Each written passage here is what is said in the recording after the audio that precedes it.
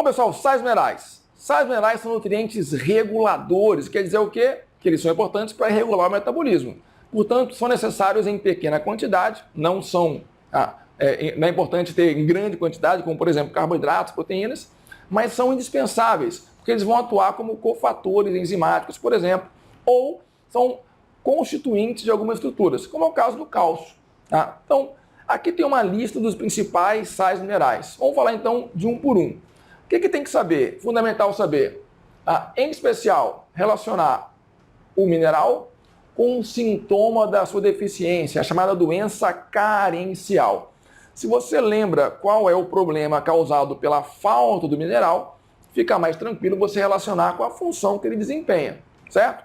E talvez alguém pode perguntar sobre a fonte do mineral. Saber a fonte é menos importante. Então, preocupe-se em relacionar o mineral com o problema causado na sua ausência e a função que ele desempenha, certo? Por exemplo, o cálcio.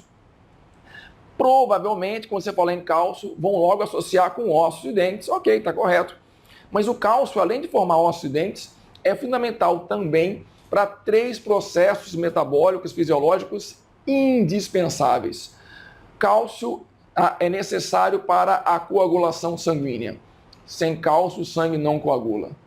Cálcio é necessário para a contração muscular. Sem cálcio, não ocorre contração muscular. E o cálcio é necessário para a secreção de neurotransmissores nas sinapses. Então, sem cálcio, o impulso nervoso, o estímulo não passa de uma célula para outra. Portanto, o cálcio é indispensável para a nossa vida. Sim, é essencial, é fundamental. Não à toa, nós armazenamos cálcio no organismo. Onde? Nos ossos. Então, o cálcio no osso tem uma dupla função. Ele é importante para definir a rigidez óssea. Quanto mais calcificado, mais rígido vai ser o osso. Ele também é importante porque ele ali está como uma reserva de cálcio. Então, os ossos constituem uma verdadeira reserva de cálcio, certo? Então, a falta de cálcio vai ser sentida principalmente em quem? No osso. Porque não pode faltar cálcio no sangue, nem no neurônio, nem no músculo. Então, se começar a faltar o cálcio no resto do corpo, nós vamos retirando o cálcio dos ossos para atender à demanda do organismo. Quem faz isso é um hormônio chamado paratormônio, secretado pelas glândulas paratireoides. A função dele é remover o cálcio do osso, devolvendo o cálcio para o sangue, certo? Por exemplo, uma mulher que está em fase de lactação, está amamentando o bebê. O leite contém cálcio. Então, o leite é rico em cálcio. Então, a glândula mamária vai retirar o cálcio do sangue para colocar no leite. O nível de cálcio no sangue vai naturalmente diminuir. Então, para repor o cálcio no sangue, ele vai ser retirado do osso, certo? Então, quem vai sentir sempre, em última instância, é o osso. Então, a deficiência de cálcio vai causar problemas no osso, deformações ósseas. Na infância, o osso vai ser, então, mal formado, gerando o que a gente chama de raquitismo. E, na vida adulta, já na senescência e na velhice, é comum ocorrerem casos de osteoporose. Então, são lesões, são alterações do padrão ósseo pela redução da calcificação. Beleza? Fontes de cálcio, em especial vegetais, folhas verdes escuras, derivadas do leite. Tranquilo? Bem, fósforo. O fósforo é um mineral importante que se vai associar com 2 situações. Primeiro, fósforo, eu vou lembrar de ATP, fato. Então, fósforo está ligado sempre à energia. Mas o fósforo também é fundamental para os ossos. Por quê? Porque o cálcio é depositado nos ossos na forma de sais, fosfato de cálcio e carbonato de cálcio. Então, deficiência de fósforo também pode causar alteração óssea, também pode causar raquitismo, além de dificultar a transferência ou dificultar o transporte de compostos energéticos na célula, o ATP. Então, vai faltar energia para processos metabólicos básicos da célula. Então, o fósforo é imprescindível, o fósforo é fundamental, certo? Bem, ferro. O ferro, com certeza, todo mundo associa com anemia. Corretíssimo, ferro tem relação com anemia. Qual é o problema que você não pode cometer? É entender que a anemia é falta de ferro. Isso está errado. O que é anemia? Anemia é a deficiência de hemoglobina. Então, faltou ferro, a pessoa fica anêmica porque vai ter pouca hemoglobina no sangue. Hemoglobina é a proteína presente dentro da hemácia, que tem a função de transportar o oxigênio. Ah, mas por que quando falta ferro, falta hemoglobina? Aí vem a função. Porque o ferro é componente da hemoglobina. A hemoglobina é uma proteína que contém um grupamento específico chamado grupo M. E esse grupo M contém átomos de ferro. Beleza? Então o ferro é fundamental para a formação da hemoglobina. Faltou ferro, faltou hemoglobina. Esse quadro da deficiência de hemoglobina é chamado de anemia. Quando a anemia é causada pela falta de ferro, ela é classificada como anemia ferropriva, certo?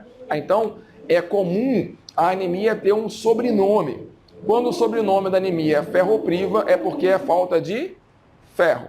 E o iodo? Bem, o iodo é fundamental para a formação dos hormônios da tireoide. Então, a tireoide produz 3 hormônios: calcitonina, T3 e T4. Calcitonina não tem relação com o iodo. Agora, T3 e T4, sim. Eles são hormônios formados a partir do aminoácido, que é a tirosina, e vão conter átomos de iodo. O T3 tem 3 átomos de iodo, tá? E o T4 tem 4 átomos de iodo. Portanto, a deficiência de iodo vai gerar uma possível deficiência na produção desses hormônios. Então, a pessoa que tem uma deficiência de iodo pode ter um hipotireoidismo, ou seja, uma baixa produção de hormônios da tireoide? Sim, pode. Só que o problema relacionado mais claramente com a falta de iodo é o bócio, certo? Bem, por que bócio? O que é bócio? Bócio é um inchaço da glândula tireoide. Então, glândula tireoide fica aqui, ó, na região baixa do pescoço. É uma glândula fundamental e quando ela fica inchada, ocorreu o fenômeno chamado bócio. Então, galera, cuidado. Bócio não é falta de iodo, assim como anemia não é falta de ferro. Bócio é um inchaço da tireoide, que pode ter mais de uma origem, mais de uma causa. Quando o bócio é causado pela falta de iodo, esse bócio é chamado de bócio carencial ou bócio endêmico, certo? Então, bócio carencial ou bócio endêmico é o bócio provocado pela falta de iodo na dieta. Para evitar, então, a ocorrência de bócio carencial, de bócio endêmico, no Brasil é obrigatória a adição de iodo ao sal de cozinha. Então, você pegar a embalagem de sal, está lá escrito sal marinho iodado, certo? Esse iodo foi adicionado ali. O fabricante é bonzinho? Não, tem uma lei que obriga a colocar isso. Inclusive, ano passado, salvo engano, há pouco tempo atrás, foi feita uma revisão e descobriu-se que a quantidade de iodo que era adicionada era superior ao necessário. Não que fosse causar problema, mas não precisaria de tanto. Então foi feita uma revisão e houve uma redução do nível de iodo no sal, mas ele ainda é colocado por quê? Porque ele é imprescindível para evitar a ocorrência de bócio carencial ou bócio endêmico. E os demais sintomas, obesidade, cansaço, tem a ver com a falta dos hormônios T3 e T4. São 2 sintomas que aparecem associados ao hipotireoidismo. Então, a pessoa que tiver uma deficiência severa de iodo, além do bócio, pode apresentar ainda um quadro de hipotireoidismo pela deficiência de iodo. Nesse caso, tendência a sobrepeso e cansaço são aspectos característicos. Beleza? O cloro, pessoal, é um mineral também importante. Por quê? Porque ele participa da formação do ácido clorídrico no estômago. Para produzir o ácido clorídrico, eu vou usar o cloro e vou usar íons H+, que são retirados do sangue. Por isso que após a refeição, quando você está numa intensa atividade digestiva, é natural ocorrer uma alcalose sanguínea, porque íons H+, no sangue são retirados, são utilizados para quê? Para a formação do ácido clorídrico. Então, por isso ocorre então aquela famosa maré alcalina ou alcalose pós-prandial, aquela alcalose sanguínea logo após a refeição, certo? O cloro também é importante, a gente vai ver lá na aula de respiração, para o transporte do bicarbonato para dentro e para fora das hemácias. O gás carbônico entra na hemácia e aí vai ser convertido em ácido carbônico que vira bicarbonato. Depois o bicarbonato sai da hemácia. A saída de bicarbonato da hemácia está associada à entrada de cloro, um transporte acoplado ali. Beleza? Então, cloro é importante nessas 2 situações. Formação do ácido clorídrico suco gástrico no estômago e no transporte de bicarbonato para dentro e para fora da hemácia. Potássio. Bem, potássio e sódio, a gente pode já fazer uma análise conjunta, porque eles estão relacionados com a bomba de sódio e potássio, que é fundamental para regular o potencial de membrana, o potencial elétrico da membrana.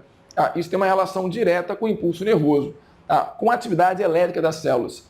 Então, durante o impulso nervoso, durante a transmissão do impulso nervoso, ocorre a geração de potenciais de ação. E isso vai se dar pela mudança da quantidade de sódio e potássio. Daí a gente tem uma relação sempre com a atividade nervosa nos dois, certo? Com relação ao potássio, importante ressaltar, ele é abundante dentro das células, mas não fora. Então, o potássio é o principal cátion do meio intracelular. Então, as células são hipertônicas de potássio, enquanto os fluidos extracelulares, como o plasma sanguíneo, têm sempre pouco potássio, certo? Aí, se por acaso aumentar o potássio no sangue, isso é muito perigoso, isso é grave, pode causar morte. O excesso de potássio fora das células pode alterar essa dinâmica da membrana, impedindo que o potencial de ação seja gerado, o que pode causar, por exemplo, parada cardíaca. A cloreto de potássio é uma substância usada em injeção letal, por exemplo. É tão grave o aumento do potássio no organismo que existe um hormônio que regula isso, que é a aldosterona.